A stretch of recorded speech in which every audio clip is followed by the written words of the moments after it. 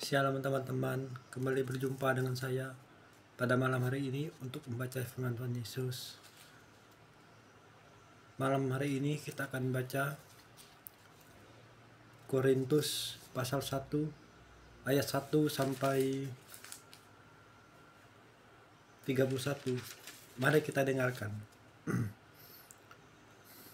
Salam dari Paulus yang oleh kehendak Allah dipanggil menjadi Rasul Kristus Yesus, dan dari Sostenes saudara kita, kepada jemaat Allah di Korintus, yaitu mereka yang dikuduskan dalam Kristus Yesus dan yang dipanggil menjadi orang-orang kudus, dengan semua orang di segala tempat yang berseru kepada nama Tuhan kita Yesus Kristus, yaitu Tuhan mereka dan Tuhan kita.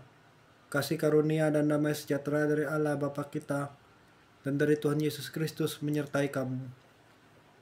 Ucapan syukur. Aku senantiasa mengucap syukur kepada Allahku karena kamu atas kasih karunia Allah yang dianugerahkannya kepada kamu dalam Kristus Yesus. Sebab di dalam Dia kamu telah menjadi kaya dalam segala hal, dalam segala macam perkataan dan segala macam pengetahuan, sesuai dengan kesaksian tentang Kristus yang telah diteguhkan di antara kamu.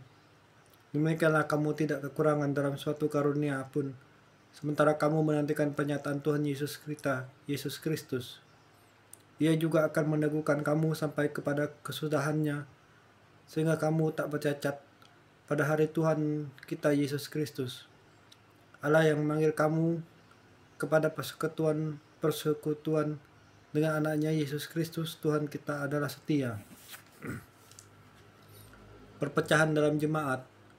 Tapi aku menasihatkan kamu, saudara-saudara, demi nama Tuhan kita Yesus Kristus, supaya kamu seia sekata dan jangan ada perpecahan di antara kamu, tapi sebaliknya supaya kamu erat bersatu dan sehati bersepikir.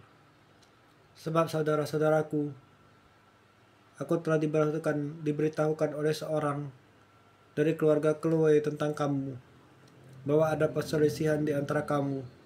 Yang aku maksudkan ialah bahwa kamu masing-masing berkata, aku dari golongan Paulus, atau aku dari golongan Apolos, atau aku dari golongan Kefas, atau aku dari golongan Kristus. Adakah Kristus terbagi-bagi? Adakah Paulus disalibkan karena kamu? Atau adakah kamu dibaptis dalam nama Paulus?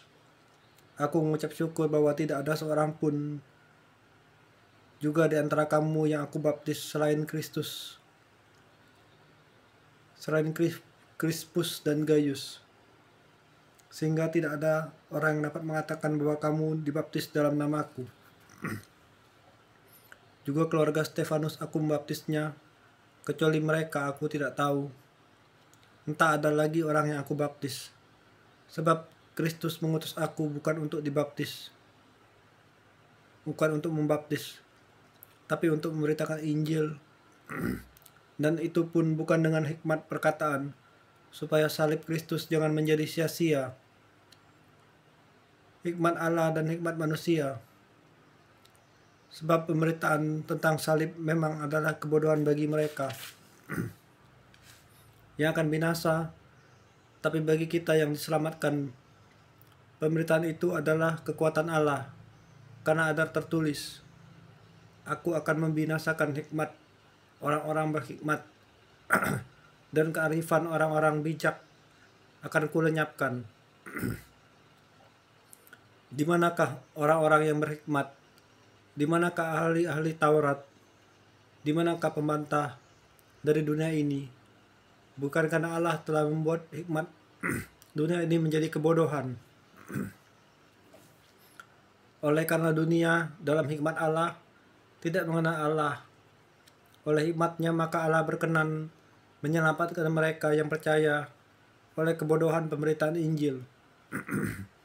Orang-orang Yahudi menghendaki tanda dan orang-orang Yunani mencari hikmat. Tapi kami memberitakan Kristus yang disalibkan, untuk orang-orang Yahudi suatu batu sandungan, dan untuk orang-orang bukan Yahudi suatu kebodohan. Tapi untuk mereka yang dipanggil, baik orang Yahudi maupun orang bukan Yahudi, Kristus adalah kekuatan Allah dan hikmat Allah. Sebab yang bodoh dari Allah lebih besar hikmatnya daripada manusia, dan yang lemah dari Allah lebih kuat daripada manusia. Ingat saja saudara-saudara, bagaimana keadaanmu ketika kamu dipanggil menurut ukuran manusia. Tidak banyak orang yang bijak, tidak banyak orang yang berpengaruh, tidak banyak orang yang terpandang. Tetapi apa yang bodoh bagi dunia dipilih Allah untuk memalukan orang-orang yang berhikmat. Dan apa yang lemah bagi dunia dipilih Allah untuk memalukan apa yang kuat. Dan apa yang tidak terpandang dan dihina bagi dunia dipilih Allah.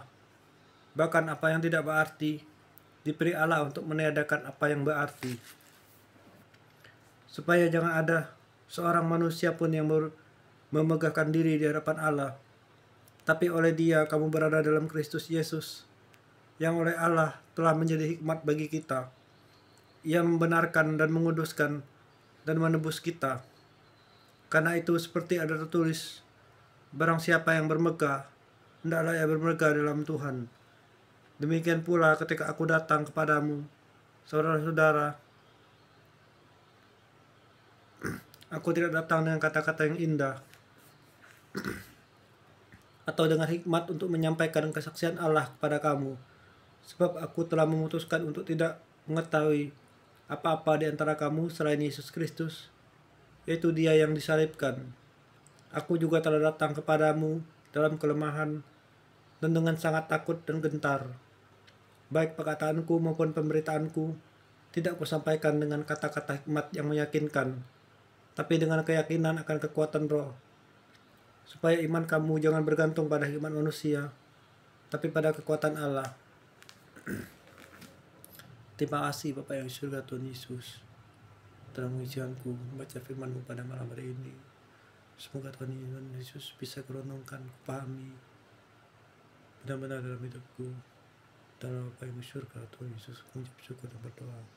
Haleluya. Amin.